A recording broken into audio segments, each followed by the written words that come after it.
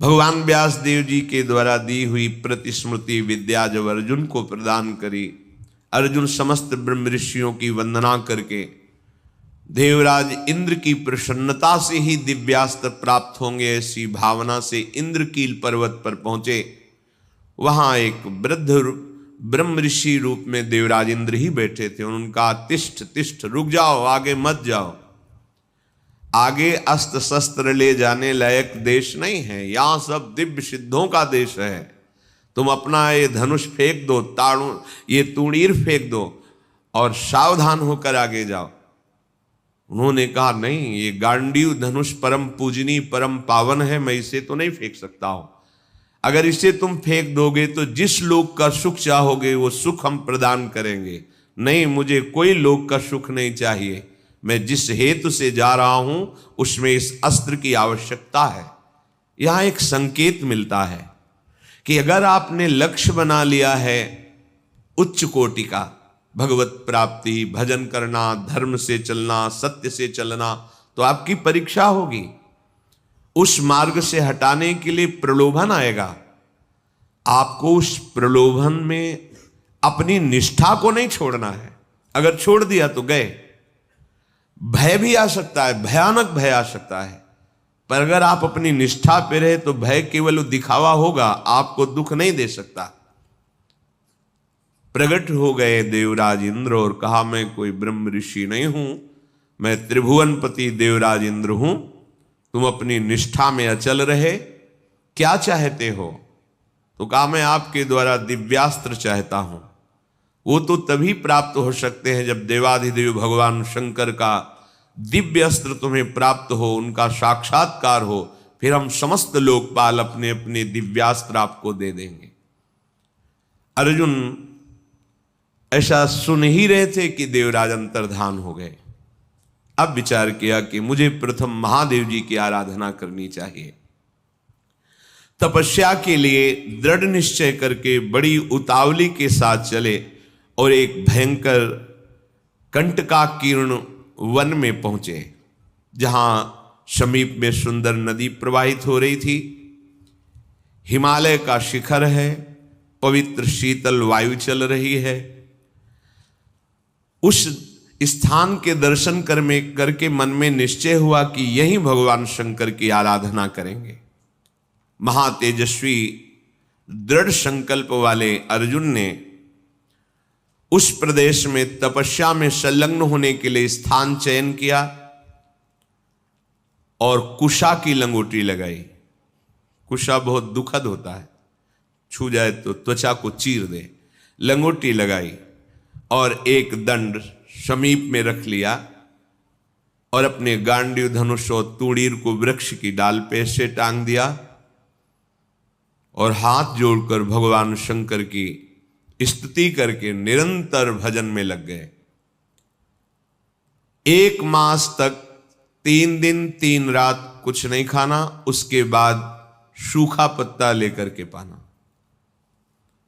दूसरा मास 6 रात के बाद कोई फल ले लेना। तीसरा महीना 15 दिन 15 रात व्यतीत होने के बाद एक बार कुछ फल ले लेना। चौथे महीने में केवल जल पीकर रहना, फिर जल भी छोड़कर केवल वायु श्वास, बस निरंतर महादेव जी के चिंतन में निमग्न। दोनों भुजाएं उठाए हुए,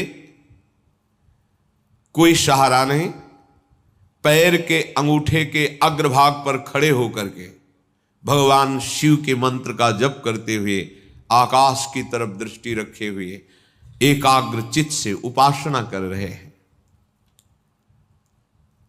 तदनंतर अर्जुन की भयंकर तपस्या को देख करके वहां रहने वाले जितने ब्रह्म ऋषि थे सब भगवान पिनाक पाणी महादेव जी के समीप गए और महादेव जी को प्रणाम करके कहा, देवाधिदेव अर्जुन आपके लिए महान तपस्या से युक्त होकर के उपासना कर रहे हैं।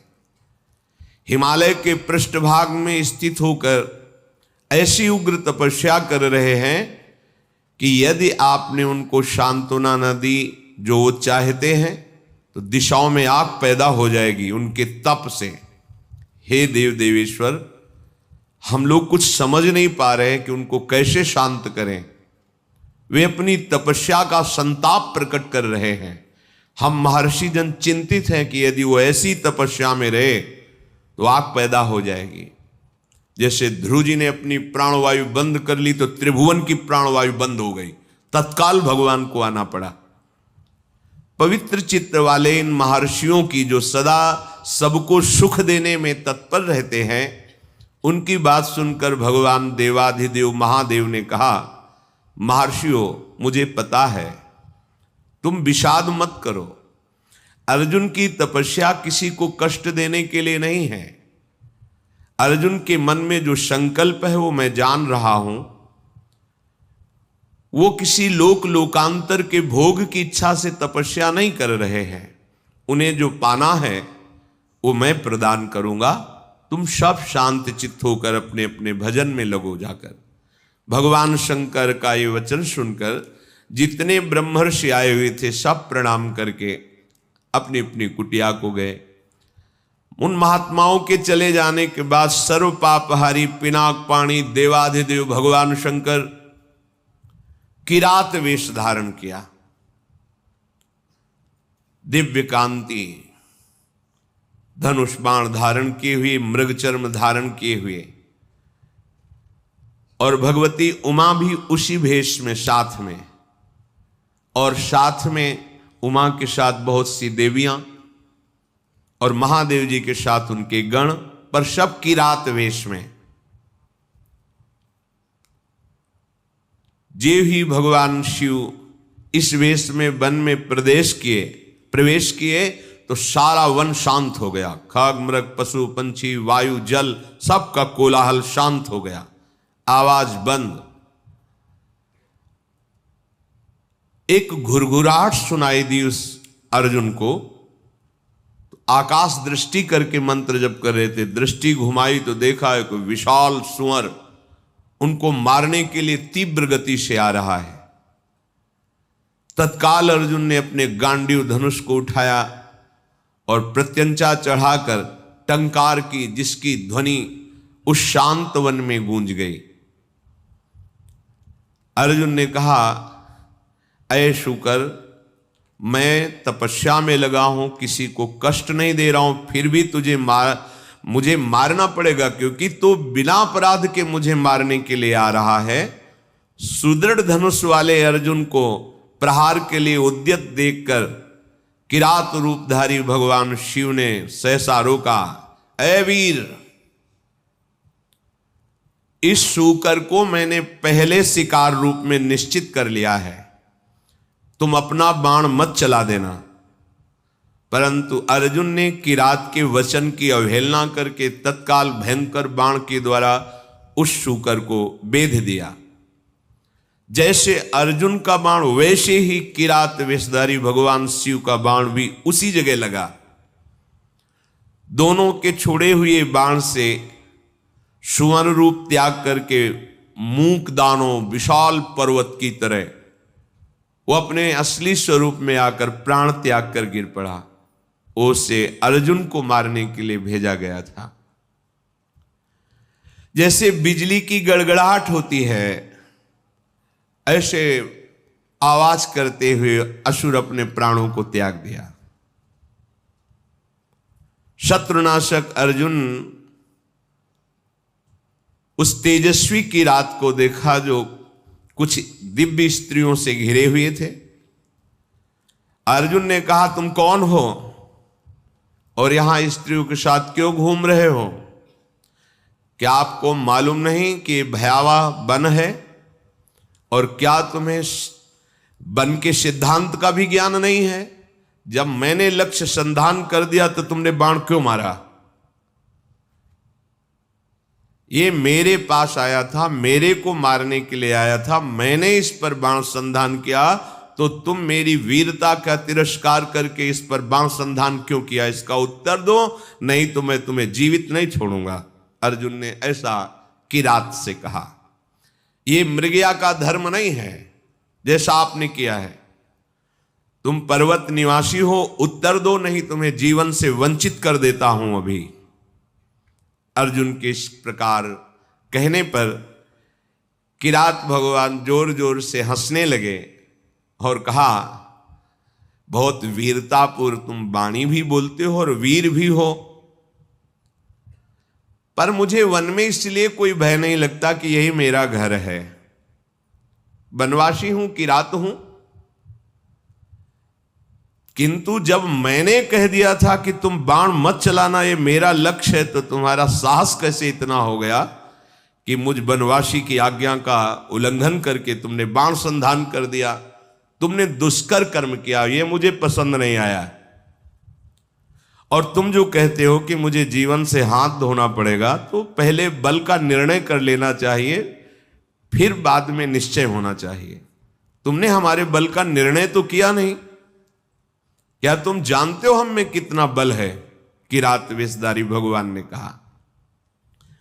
अर्जुन ने कहा, तुम्हारे जानने की हमें कोई आवश्यकता नहीं है, मुझे तुम जान लो। मेरा नाम अर्जुन है, मैं गांडीव धनुष को धारण करता हूं, और जब गांडीव मेरे हाथ में हो तो त्रिभुवन में कोई ऐसा नहीं जो मुझे परास्त कर सके। ये हिंसक रूप धारण करके दैत्य मुझे मारने आया था, मैंने इसे मार गिराया, अपराध आपका है। आपने मेरे लक्ष्य पर बाण क्यों मारा? किरात वेशधारी भगवान बोले, मैंने पहले रोका था और बाण संधान करके मैंने मारा है, और तुम मेरे सामने वीरता की बात करो, इसलिए लगता है कि मुझे तुम्हें दंड देना पड़ेगा। अर्जुन ने कहा, ऐसा कौन है त्रिभुवन में जो मुझे दंड दे?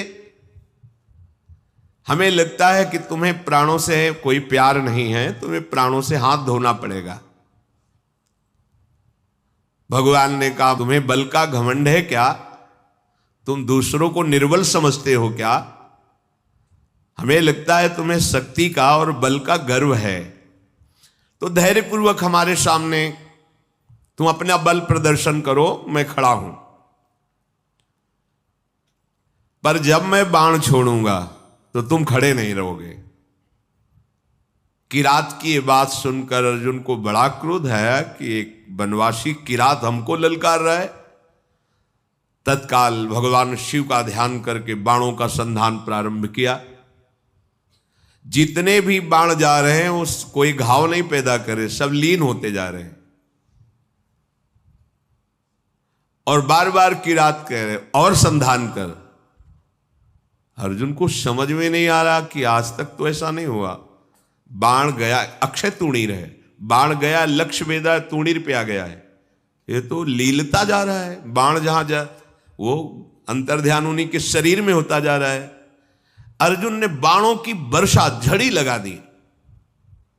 भगवान जो किरात वेश में कोई चेष्टा नहीं कर रहे, जहां बाण जाता है वहीं समा जाता है, अंतर्धान हो जाता है। 48 मिनट तक बाणों की झड़ी लगाते रहे, कोई खरोच भी नहीं और एक भी बाण वापस नहीं हुआ। सारी बाण वर्षा व्यर्थ देखकर अर्जुन को बड़ा आश्चर्य हुआ और कहने लगे, धन्य है किरात, धन्य है। वास्तविक मैंने ऐसा वीर नहीं देखा तुम्हारे जैसा। हिमालय शिखर के समान तुम निश्चल खड़े हो और महाप्रचंड गांडीव धनुष से छूटे हुए बाण तुम्हें तनिक व्याकुल नहीं कर पाए। शास्त्रों बाण संधान किया पर तुम्हें खरोच नहीं हुई। एकमात्र मेरे आराध्य देव भगवान पिनाकपाणी शिव के सिवा कोई दूसरा ऐसा नहीं हो सकता कि जो हमारे गांडीव धनुष की चोट सह जाए बाणों की। और यदि तुम रुद्रदेव से भिन्न हो तो अब मैं जितने मंत्र जानता हूं, अस्त्र जानता हूं, सबका प्रयोग करके तुम्हें नष्ट कर दूंगा। अर्जुन ने जैसे आग्नेय अस्त्र मिले हुए थे, उन सब अस्त्रों का प्रयोग भगवान शिव पे किया। सैकड़ों दिव्य अस्त्रों का प्रयोग किया, पर सब अंतर्धान जा करके शांत हो जाते हैं। भगवान किरात वेशधारी हंसते हुए बोले, और करो, और बाणों का संधान करो। अर्जुन ने देखा अब तूणीर में एक भी बाण नहीं रह गया। तो उन्होंने विचार किया कि भगवान अग्निदेव जी के द्वारा ये दिए हुए खांडोप्रस्थ जलाने के लिए तूणीर थे, इनका अक्षय शब्द नाम है, अर्थात कभी खाली ही नहीं होंगे। तो कर्तुम अकर्तुम अन्यथा कर्तुम सर्व समर्था सा ईश्वरा, देवों के भी देव महादेव, एक भी बाण तूणीर में नहीं बचा, सारे बाण नष्ट हो गए। अब मैं क्या करूं? ये तो मेरे बाणों को ही लील जा रहा है, तो मैं इस प्रचंड बलशाली धनुष के प्रहार से मारूंगा, धनुष की कोटि से। ऐसा विचार करके अर्जुन ने अपने प्रचंड गांडीव धनुष से प्रहार किया। गांडीव धनुष भी लीन हो गया किरात के शरीर में। कूद पड़े अर्जुन और अपने घूंसे से प्रहार किया। भगवान शिव शांत खड़े हैं। एक तलवार थी अर्जुन के पास जो पर्वतों को भी काट सकती थी। भगवान शिव पे मारा तो कुंठित होकर गिर गई, कहीं खरोच भी नहीं। बड़ा कि आखिरकार अब कैसे इन पर विजय प्राप्त करें। किरात रूपधारी जो भगवान थे, भगवान ने कहा, भी वृक्ष है, शिला है, इनसे प्रहार करो। कुंती कुमार अपने बल से पर्वत की शिलाएं उठाकर प्रहार करते हैं, कोई फर्क नहीं। अब भगवान शिव ने कहा, हो गया, अब हम प्रहार करते हैं, तुम सहो। दौड़ करके किरात ने अर्जुन को अपनी भुजाओं में फंसाया और मुष्टि प्रहार किया। बड़ा भयंकर शब्द हुआ, अर्जुन का अंग अंग टूटने लगा भगवान शिव के घूंसे के प्रहार से, मानो उनकी भुजाओं में मूर्छित हो रहे हैं। देवादिदेव महादेव जी के अंगों से फिर भी प्रयास करके वो लड़ रहे हैं। एक एक अंग उनका टूट रहा है। वो मन में विचार करे, आज तक ऐसा वीर हमने नहीं देखा जो मुझे थकित कर दे। युद्ध में अर्जुन कभी श्रम को प्राप्त नहीं होते कि अब मैं थक गया हूं, ऐसा कभी नहीं। भगवान शंकर भुजाओं से भली भांत, कितना सौभाग्य है, नियंत्रित किए हुए हैं। और अर्जुन को जहां मूर्छा छूटती तब फिर एक घूंसा जमाते हैं, फिर वो उंगली की भुजाओं में 2 घड़ी तक अर्जुन पिटते रहे। फिर उनका, देखो मुझे थोड़ा समय दे दो, अगर तुम युद्ध के नियमों को जानते हो तो मैं कह रहा हूं थोड़ा समय दे दो, फिर मैं तुमसे युद्ध करूंगा। छोड़ दिया, और करके देख लो। तत्काल वहीं की मिट्टी एकत्रित की और उसे लिंगाकार किया। वन था ही, कुछ पुष्प लिए, माला और पुष्प, और हाथ जोड़कर भगवान शंकर की आराधना की, भगवान शंकर का स्तवन किया। पशूनां पतिं पापनाशं परेशं गजेन्द्रस्य कृतिं वशानं वरेण्यं जटाजूट मध्ये स्फुरद्गांगवारिं महादेवमेकं स्मरामि स्मरारिं महेशं सुरेशं सुरारार्तिनाशं विभुं विश्वनाथं विभूत्यंगभूषं विरूपाक्षमिन्द्वर्को वह्निर्तिनेत्रं सदानन्दमीडे प्रभुं पंचवक्तं गिरीशं गणेशं गले नीलवर्णं गवेन्द्राधिरूढं गणातीतरूपं भवं भास्वरं भस्मनाभूषितांगं भवानी कलत्रं भजे पंचवक्तं शिवाकांत शंभो शशांकार्ध मौले महेशान शूलिन जटाजूट धारिन त्वमेको जगत व्यापको विश्वरूप प्रसीद प्रसीद प्रभो पूर्ण रूप। भगवान शिव का स्तवन करके जे ही माला शिवलिंग पे डारी तेही किरात पर वो माला पहुंची, मस्तक में किरात के। ओहो, ये देख करके अर्जुन आनंद से उल्लसित हो गए, साष्टांग चरणों में गिरे, बोले प्रभु यही मैं सोच रहा था कि ऐसा त्रिभुवन में कौन वीर है जिसकी भुजाओं में आकर मैं निकल ही नहीं पाया, जिनके प्रहार से मेरे अंग अंग शिथिल हो गए। किरात रूपधारी भगवान शिव के चरणों में अर्जुन पड़े हुए, भगवान शिव ने अपनी महान भुजाओं से उठाया। सर्व पापहारी भगवान भव अर्थात महादेव बहुत प्रसन्न हुए और गंभीर वाणी में कहा, अर्जुन कोई ऐसा है ही नहीं तुम्हारे जैसा वीर जो मेरी भुजाओं के प्रहार को सह सके। तुम्हारा पराक्रम, तुम्हारा शौर्य, तुम्हारा धैर्य अद्वितीय है, मैं बहुत प्रसन्न हुआ।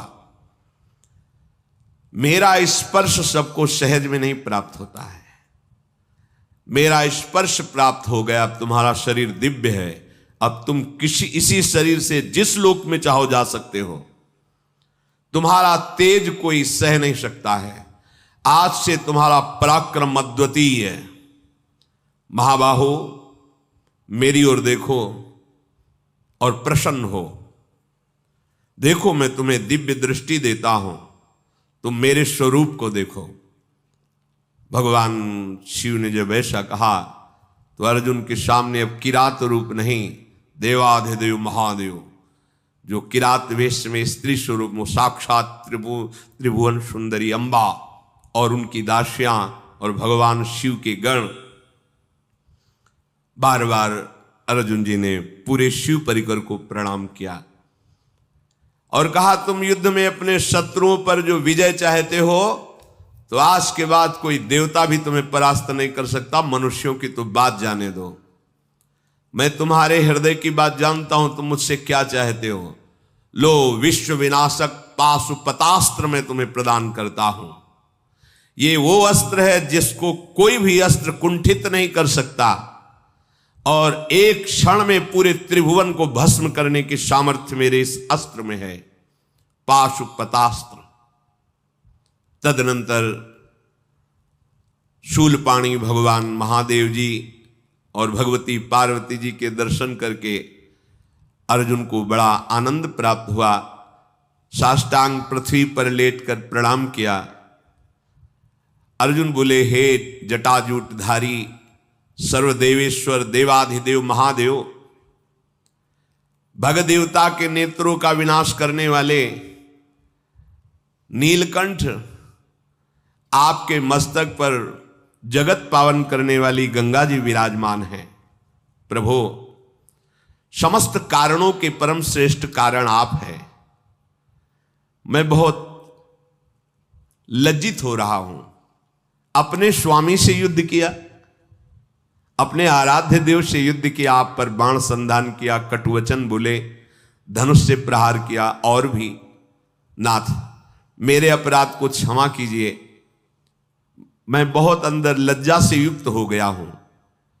मैं आपके ही दर्शन की इच्छा लेकर इस महान तप से युक्त हुआ था।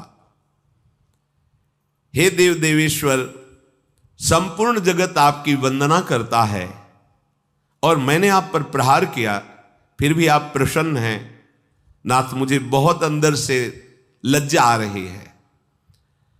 मैंने जो आपके सामने साहस दिखाया ये मेरा अपराध है। प्रभु अनजाने में मेरे से अपराध बन गया। हे शंकर, मैं आपकी शरण में हूं, मेरी धृष्टता को क्षमा कर दीजिए। महातेजस्वी भगवान वृषभध्वज ने अर्जुन का हाथ पकड़ा और हंसते हुए का अपराध थोड़ी है, कोई मैं शिव रूप से तुम्हारे सामने थोड़ी था। मैं तो किरात रूप से था, तुम्हारा कोई अपराध नहीं, वीर का यही धर्म है। फिर भगवान शिव ने दोनों भुजाओं से खींचकर देवी हृदय से लगाया तो जितने अर्जुन की पीड़ा और घाव थे सब शांत हो गए। देवादिदेव महाजी बोले, अर्जुन तुम भगवान श्री कृष्ण के शरणागत और प्रिय सखा हो, मैं तुमसे बहुत प्यार करता हूं। जो भगवान श्री हरि का भजन करते हैं, भगवान शंकर अहेतुकी कृपा उन पे अपने आप करते हैं। और जो भगवान शंकर की आराधना करते हैं, हरि अहेतुकी कृपा अपने आप करते हैं। कभी ऐसा भ्रम किसी को नहीं होना चाहिए कि हम हरि के उपासक हैं तो भगवान शंकर की थोड़ी भी न्यूनता या अवहेलना करें। नहीं, भगवान श्री हरि कहते हैं, शिवद्रोही मम दास कहावा, सो नर मोहि सपने नहीं भावा। कभी ऐसी गलती नहीं। और जो भगवान शिव का उपासक है वो कभी वैष्णवों की, हरिजनों की या हरि की कभी थोड़ी सी भी अवहेलना या निंदा ना करे कि मैं भगवान शंकर के बल से ऐसा नहीं, तो भगवान शंकर ही दंड दे देंगे, वही दंड दे देंगे। काकभूषण जी ने तो यही किया ना। गुरु बार बार उनको समझा रहे थे कि हरि और हर में कोई भेद नहीं है, लीला के लिए दो रूप हैं, पर वो ये नहीं मानते। तो गुरु की अवहेलना करने लगे थे। गुरुदेव मंदिर में पधारे और शिव मंदिर में बैठे पंचाक्षरी मंत्र जप रहे थे, क्या प्रणाम करना? नहीं प्रणाम किया तो भगवान शिव ने कहा, अरे ये अमर्यादा, गुरु के आने पर तुम खड़े नहीं हुए, प्रणाम नहीं किया, अजगर की तरह बैठा रहा। अरे पापी, मेरे मंत्र को तेरे गुरुदेव ने ही दिया और उनका तू अपमान कर रहा है, जा सहस्त्र योनि अजगर की प्राप्त कर। भगवान शंकर ने ही दंड दे दिया। कभी ऐसा ना हो कि कोई अपनी उपासना के बल से अपने ही आराध्य देव के अन्य रूपों की निंदा या अवहेलना करे। और भगवान शिव तो परम वैष्णवाचार्य सच्ची कहते हैं, उनकी कृपा से ही प्रेम लक्षणा भक्ति मिलती है। और गूढ़ रहस्य, भगवान शंकर अहंकार के अधिष्ठात्र देवता हैं और हमारे श्री हरि को अहंकार पसंद नहीं, तो अहंकार का अपहरण भगवान शिव ही करते, तभी दैन्यता आती है। भगवान शंकर ने कहा कि ये लो गांडीव और ये लो अक्षय तूणीर, ये तुम्हारे योग्य है। कुंती कुमार, तुम्हारे शरीर में जो चोट पहुंची है, अब तुम कभी ऐसी चोट से व्यथित नहीं होगे जो मैंने चोट पहुंचाई। अब कोई इससे भी भारी चोट पहुंचावे तो तुम्हें कभी व्यथा नहीं होगी। भगवान चोट पहुंचाते हैं मजबूत करने के लिए। जैसे कुमार है ना, नीचे हाथ लगा के मटकी को थाप से पीटता है, हाँ, अपना रंग देता है और मजबूत करता है। ऐसी भगवान का जो दास है, भगवान उसको इतना मजबूत कर देते कि माया एक साथ मिलकर प्रहार करे, काम क्रोध लोभ मोह मद मत्सर, फिर भी कोई फर्क नहीं पड़ता। वो हरिदास है, वो हरिजन है। पार्थ, तुम्हारा पराक्रम यथार्थ है, इसलिए मैं तुम पर बहुत प्रसन्न हुआ। मर्तलोक में या स्वर्गलोक में या अन्य लोक में अब कोई भी ऐसा नहीं जो तुम पर विजय प्राप्त कर सके। तो भगवान का भक्त त्रिभुवन विजेता होता है। यहां से लेकर ब्रह्मलोक तक कोई उसे परास्त नहीं कर सकता। ब्रह्मा जी भी नमस्कार करते हैं जो भगवान के सच्चे भक्त होते हैं। अर्जुन बोले, देवाधिदेव प्रभु, ये जो आपने भयंकर दिव्यास्त्र दिया है, इसको मैं धारण कर सकूं, इसका संवरण कर सकूं, इसके क्या विधि है, आप कृपा करके मुझे प्रदान कीजिए। कोई भी दानव, राक्षस, भूत, पिशाच, गंधर्व, नाग, कोई भी हो, इस अस्त्र को हाथ में लेते ही वो भस्म हो जाएगा। ये भगवान शिव का दिव्य अस्त्र है। इस अस्त्र का अभिमंत्रित करना, इस अस्त्र को धारण करना और इस अस्त्र का अंतर्ध्यान कराना, जो ही इस अस्त्र को अभिमंत्रित किया जाता है तो इस अस्त्र से हजारों लाखों त्रिशूल, भयंकर विषधारी सर्प और भयंकर गदा और भयंकर विषैले बाण प्रकट हो जाते हैं। कोई जीत ही नहीं सकता है। ये भगवान शिव का अस्त्र है। भीष्म, कर्ण, कृपाचार्य, कटुभाषण करने वाला कर्ण, ये सब क्या है? इस अस्त्र के सामने। भगवान पशुपति महादेव जी ने पांडव कुमार अर्जुन को धारण करना, प्रयोग करना, उपसंहार करना, ये विधि बताई। भगवान शिव ने कहा इस मेरे अस्त्र को धारण करना, प्रयोग करना, उपसंहार करना न देवराज इंद्र जानते हैं, न यमराज जानते हैं, न कुबेर जानते हैं, न वरुण जानते हैं, न वायु देवता जानते हैं, फिर साधारण मानव की तो बात ही क्या है। हे कुंती कुमार, पर तुमको मैं सावधान करता हूं, किसी मर्त पुरुष पर इसका प्रयोग मत करना। यदि किसी अल्प शक्ति वाले योद्धा पर इसका प्रयोग कर दिया जाए तो ये त्रिभुवन का नाश कर देगा। चराचर प्राणियों सहित समस्त त्रिलोकी को भस्म करना इसके लिए साधारण बात है। इस अस्त्र के लिए कोई भी त्रिभुवन में ऐसा नहीं इस अस्त्र के द्वारा मारा ना जा सके। इसका प्रयोग करने वाला पुरुष केवल इसका चिंतन करके मानसिक संकल्प करे तो सामने वाला नष्ट हो जाएगा, या दृष्टि डाल दे तो भस्म हो जाएगा, या वाणी द्वारा बोल दे तो नष्ट हो जाएगा, और कहीं धनुष पर चढ़ा के संधान कर दे तो जो संकल्प करेगा वैसा ही हो जाएगा। अर्जुन बड़े आनंदित थे, इतना बड़ा पावर। भगवान विश्वेश्वर को गुरुदेव रूप में स्वीकार करके अर्जुन ने उस दिव्य अस्त्र को स्वीकार किया। भगवान शिव से अस्त्र प्राप्त करके मूर्तिमान काल के समान अर्जुन तेजस्वी हो गए। जैसे काल तेजवान, ऐसे ही इस दंड को, जो इस अस्त्र को प्राप्त करके अर्जुन महान तेजस्वी हो गए, बहुत प्रसन्न हुए। जिस समय अर्जुन के हाथ में पाशुपतास्त्र आया उसी समय सारी पृथ्वी कांप गई और देवता लोग दिव्य पुष्पों की वर्षा करने लगे, दुंदुभियां बजने लगी। वो भयंकर अस्त्र मूर्तिमान होकर अर्जुन के हाथ में जाज्वल्यमान तेज के रूप में विराजमान है। भगवान ने कहा इसको अंतर ध्यान करो। अर्जुन ने जो पद्धति सिखाई थी भगवान शिव ने उसका प्रयोग किया, अस्त्र अंतर ध्यान हो गया। अर्जुन के शरीर में जो कुछ भी किंचन मात्र अशुभ थे भगवान शिव के स्पर्श से वो सब भस्म हो गए। अमित तेज अर्जुन में प्रकट हो गया। भगवान त्रिलोचन अर्जुन को आज्ञा दी कि तुम चाहते हो देवराज इंद्र तुम्हें अपने दिव्य अस्त्र दें, अब निश्चित तुम्हें प्राप्त होंगे। मंगल में महादेव और उनका परिकर तत्काल अंतर्धान हो गया।